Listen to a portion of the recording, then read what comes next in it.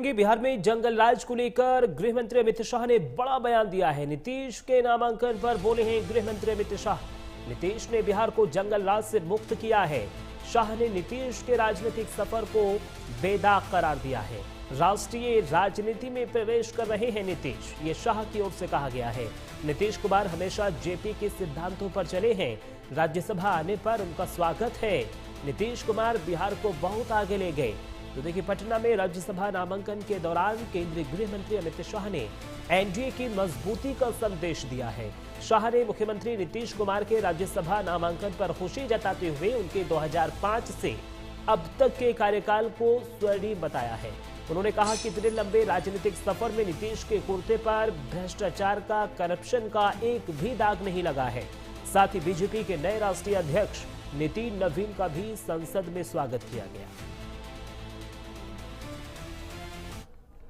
आज मैं पटना में श्री नितिन नवीन जी, राष्ट्रीय अध्यक्ष भाजपा, श्री नीतीश कुमार जी, बिहार के यशस्वी मुख्यमंत्री श्री रामनाथ ठाकुर जी, श्री उपेंद्र कुशवाहा जी और श्री शिवेश राम जी के राज्यसभा के नामांकन के लिए यहां पर आया हूं।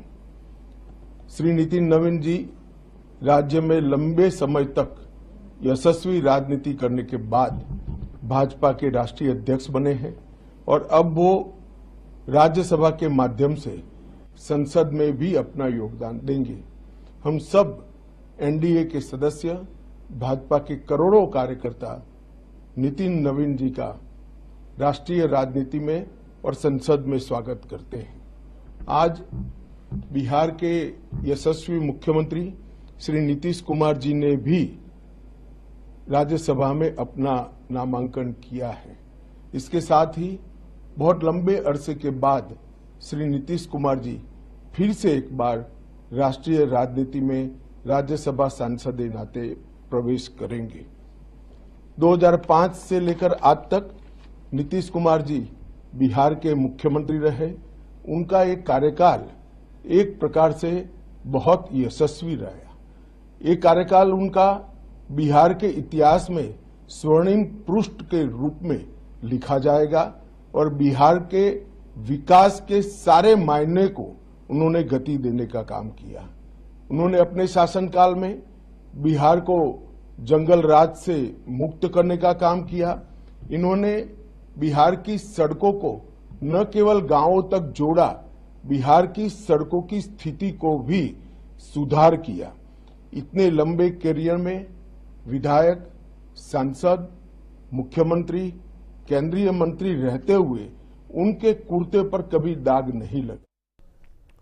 सुरजीत कुमार हमारे संवाददाता ज्यादा जानकारी के लिए हमारे साथ जुड़ रहे हैं। सुरजीत, देखिए, नीतीश कुमार, नितिन नवीन ने अपना नामांकन राज्यसभा के लिए कर दिया है, लेकिन इस दौरान गृह मंत्री अमित शाह की ओर से बड़ा बयान दिया गया है। तारीफ की गई है नीतीश कुमार की। उन्होंने कहा है कि नीतीश कुमार हमेशा से ही जेपी के सिद्धांतों पर चले हैं।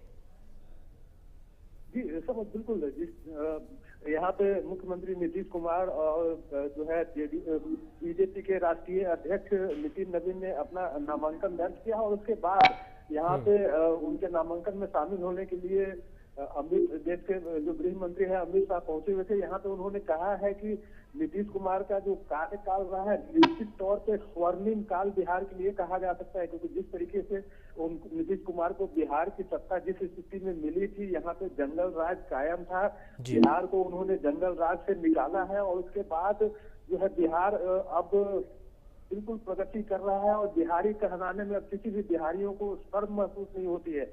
अब जो है बिहार की राजनीति के बाद अब नीतीश कुमार अपनी नई पारी खेलने के लिए केंद्र की राजनीति में आ रहे हैं, तो यहाँ पर उनका स्वागत है और आगे भी वो अच्छे तरीके से इसी तरीके से काम करते रहेंगे। सुरजीत, आगे की क्या कुछ रणनीति बनाई जा रही है? क्योंकि देखिए, अब नीतीश कुमार राज्यसभा के लिए नामांकन दाखिल कर चुके हैं, राज्यसभा वो पहुंचेंगे, लेकिन अब बड़ा सवाल यही है कि मुख्यमंत्री कौन बनेगा। जिस तरीके से कहा जा रहा है कि बीजेपी अब अपना मुख्यमंत्री बिहार में बनाने जा रही है, क्या कुछ अटकलें हैं, क्या कुछ लोगों की प्रतिक्रियाएं सामने आ रही हैं? जी समझ बिल्कुल। अब चूंकि बिहार के मुख्यमंत्री नीतीश कुमार ने राज्यसभा जाने का फैसला किया है और उन्होंने नामांकन भी दर्ज किया है, तो अब निश्चित तौर पे बिहार में मुख्यमंत्री अब कोई नए होंगे। और यहाँ पे जो सूत्रों के हवाले से खबर आ रही है कि बीजेपी की तरफ से मुख्यमंत्री बनेंगे और जो है जेडीयू की तरफ से तो उप मुख्यमंत्री रहेंगे। तो जिस तरीके से बिहार में सरकार चल रही थी, अब पूरा जो है मामला उल्टा होता हुआ दिखाई देगा। अब चूंकि पहले जेडीयू की तरफ से नीतीश कुमार मुख्यमंत्री थे, तो अब जो है बीजेपी की तरफ से मुख्यमंत्री होंगे और जेडीयू की तरफ से यहाँ पे 2 उप मुख्यमंत्री होंगे। अब बीजेपी में अगर नामों की चर्चा करें तो यहाँ पे सबसे प्रबल दावेदार मुख्यमंत्री पद के सम्राट चौधरी माने जा रहे हैं। उसके बाद यहाँ पे नित्यानंद राय की भी बात चल रही है और उसके साथ साथ और भी कई ऐसे नाम हैं। हालांकि बीजेपी शुरू से चौंकाती आ रही है अपने फैसलों से, तो आने वाले कुछ दिनों में क्लियर हो जाएगा कि बिहार के अगले मुख्यमंत्री कौन होंगे। जी ठीक है, बहुत बहुत शुक्रिया सुरजीत, तमाम जानकारी हमारे साथ साझा करने